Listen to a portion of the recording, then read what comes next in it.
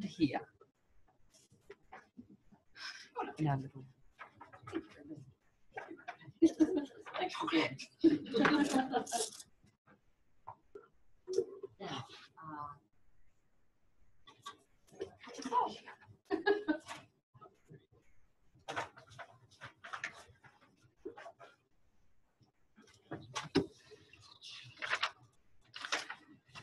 our next presenter, over here. Sorry. Our next presenter is Kate Houston. Morning, Kate. Kate is Library Leader Resources in the Library Services Information and Technology Directorate at CQUniversity at Rockhampton. Kate's going to discuss a project that's been going on at CQUniversity in regards to textbooks. So if you'd like to welcome Kate. Thanks very much. Now I just have a couple of slides to start out with, and then mainly I'm going to talk because there's nothing particularly visual results-wise to report on the project at the moment. Sorry. Standing over this side. Oh, over this side so we can hear? Yep. Yeah, okay, great. Online. Okay, that's good. So rather than being purely about e-textbooks, our project that we've embarked on at CQU is really about improving the student experience through an overall course resourcing strategy. And here's our kind of lofty ideal. You can see it. The project will facilitate a significant shift towards the use of more e-resources in courses.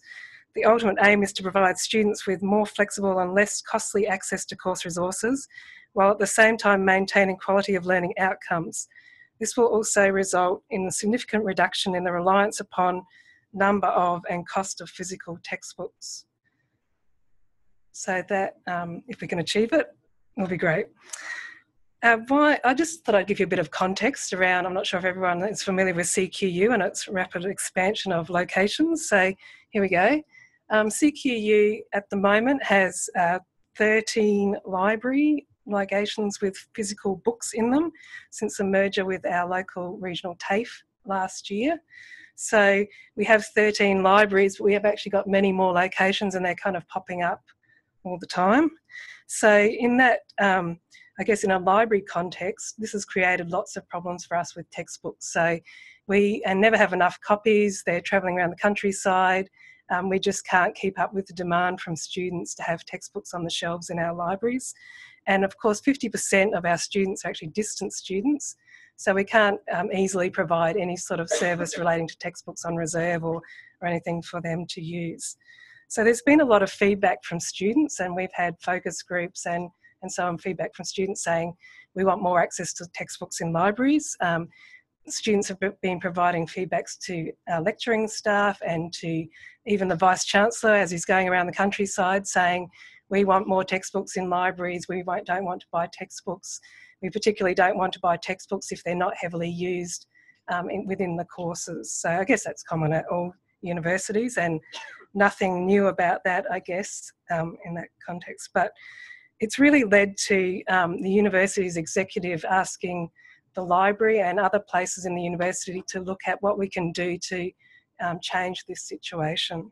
So we've just started our project, and it's really about, it's been led by the university's executive, so the Provost and the Deputy Vice-Chancellor of Learning and Teaching. They both have asked the library to pilot this project to see what can be done in the space. So really, the aim of the project is to explore ways in which we can promote cultural change amongst academic staff in the university when it comes to resourcing in courses, and to explore the options that are available in the marketplace and other options that could be used.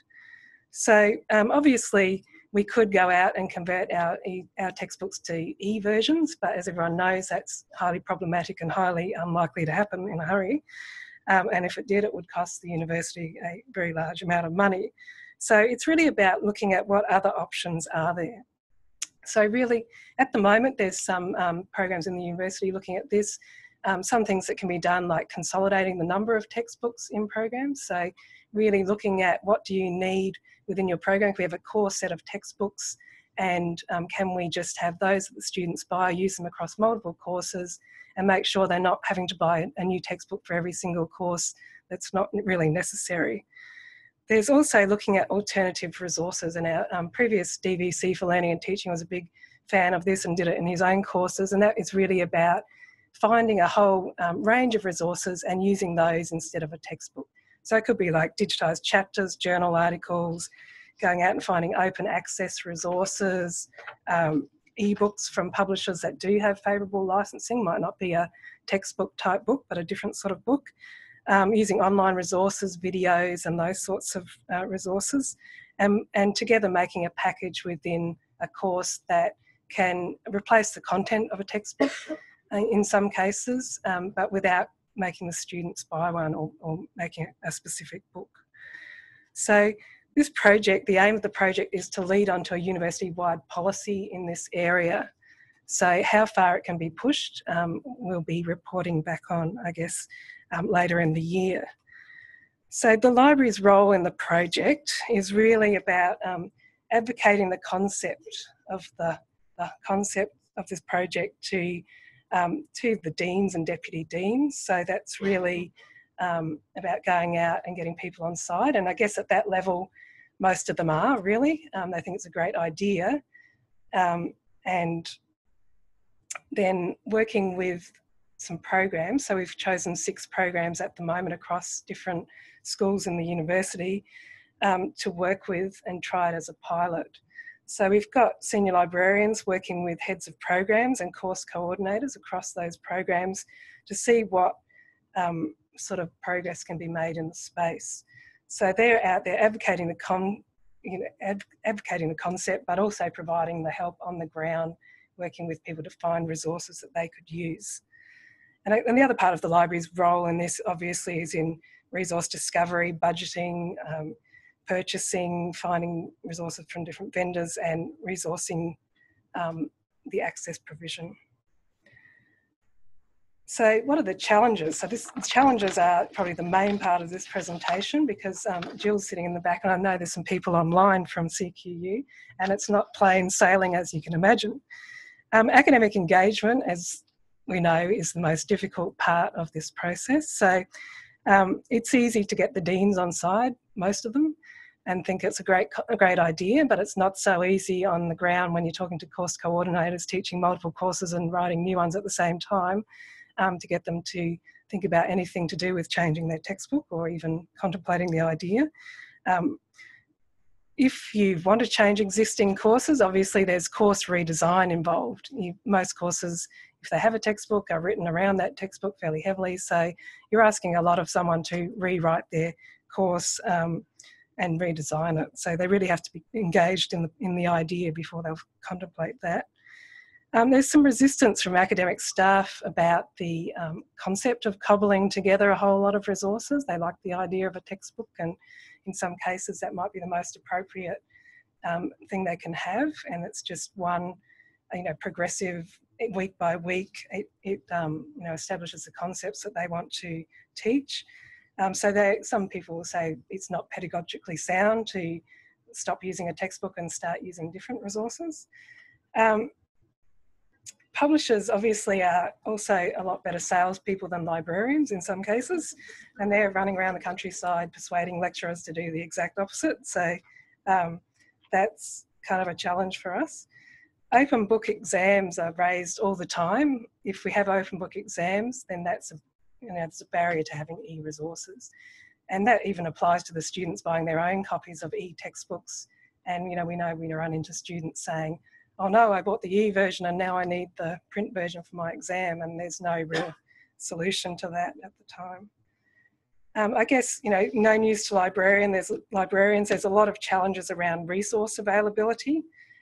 So straight off conversion of a textbook is usually difficult, and if it does exist, it can be at a large cost or with difficult licensing that probably won't suit most courses. The preferred content of a lot of our academic staff is with publishers that aren't necessarily interested in working with institutional models of e-textbooks. Alternatives, we're finding this a lot now, and now looking at resources. If we want to go for alternatives, they're here, there and everywhere. So we've got to expand all of the different vendors that we're working with. And so that presents a workload issue for the library. So it's really going around looking at which vendors, which aggregators and which direct suppliers will supply the best licensing for what we want. So that's a workload issue. A lot of things are available in packages and not pick and choose, and so that presents problems for us because sometimes we just only want 5 books out of the 500 and we really don't want the others, and we don't really want to pay a large amount of money for those 5 books and have the ones we don't really want. The licensing in ebook aggregators is almost never suitable for large cohorts of students, so we do have some small courses with small enrolments at a higher level, but where we could potentially use those resources, but it doesn't happen across our main large courses. There's university-wide agreement needed for the adoption of some electronic resources. So I think in Gillian's talk, she talked about, one lecturer next door to the other doesn't want to use the same resource. Well, we are finding that as well. So while, for example, there may be anatomy resources we can buy, how do we get agreement across 2 lecturers or 2 programs or 3 schools, as in our case, as to which one will be the best one to buy so that it's cost effective for the university. So that's an ongoing discussion and probably will be for some time. And with open access resources, it's actually quite difficult to find ways that we can tell people to be able to efficiently locate open access resources that are legal and how to tell what's legal and so on. So that's another issue. It's, people raise the idea, if we use too many open access or free resources, will people wonder what they're paying for really when they come to the university? I'm not sure if that's a real issue with students or not, but that's one that's been raised. Student usability is a big issue, and ideally students could download these textbooks as a PDF onto all their devices and print as much as they like and keep them forever. But we know that actually the reality of that doesn't happen all that often from the vendors. So, where exactly can that usability, where should we go with that and how far should we push it is a question. Technical problems, we have, obviously lots of tech problems, lots of people off-site having tech problems, difficult to solve and frustrating for the students. Limited licenses, obviously, and having any sort of holds management strategies is difficult with some vendors. And apparently quite a lot of our students are still on dial-up, although I'm not sure how many. So they don't want e-resources at all. More challenges, the other challenges we have are with library staff. So not all librarians, or maybe even not many of our librarians, have experience in collection development of e-resources. So it's quite a different scenario from collecting print resources. So that's really a lot of staff development that's required. The time allocation is another big issue for us, because to go out and do the sort of in-depth resourcing for individual courses that might be required in this project is actually very time intensive. Procurement, as I mentioned before, can be working with a lot of new vendors and getting through the university structure for finance. That's another problem for us. And the electronic resource management of the resources once we have them is ongoing, and even sourcing records from lots of different vendors and putting those into our library catalogue and discovery service and so on is ongoing. Some of which could be obviously, we're still using a fairly ancient library management system and hoping to move to a newer one. So some of that we're hoping will improve. And so I guess on to addressing the challenges, so some slightly good news after all of the bad news in our project. Academic engagement, really one thing we are doing is go for the low-hanging fruit, as the DVC said, and some academic staff are actually really interested in this space, and that is really good for us because they're out there and they're really keen. And while the majority may not be out there and really keen, there are some. So some are really interested, and some disciplines really lend themselves to doing this sort of project we're finding as well. So go for the easy stuff first. Getting at the beginning, so lots of new programs coming on board or people rewriting old programs is going to be much easier than trying to do it retrospectively and get people to change the content they've got in their courses at the moment. Finding exemplar courses and champions is great if we can, because they're out there advocating what we're doing and what can be done, and their students are happy. And so we're finding lecturers complaining to us that students are complaining and giving them bad feedback for their courses. And so other academic staff out there advocating ways of getting rid of textbooks can help. And I guess librarians, actually, if we can upskill, we're out there and offering practical help on the ground. You know, for example, creating a catalogue of e-resources for people to select from, checking out the licensing and usability, providing advice on that, locating substitute resources and offering solutions. So really that's a good win for the library if we can have our staff out there advocating that in the academic community. And another thing that we're looking at is systems improvement. So we're coming from a low base at CQU, but we're actually about to implement Talus Aspire. So we're hoping that that will improve our integration into Moodle and our management of digital resources in the library service. And we're also looking at new library management systems, which would help us as well. So just to sum up, I guess, how are we going so far? It is kind of early days, and there is a recognition now that it's going to take several years to make significant progress in this space. So some programs that we're working with have grabbed the opportunity and are working with us, and we're looking at resources for their courses. And some of them we're kind of hitting a brick wall with and are not really interested, not really ready, or there aren't really resources in their area that are available in the marketplace. So I guess in the next few months we'll be mashing up what we found and just seeing how, you know, how we can put this into a policy or a strategy to go forwards.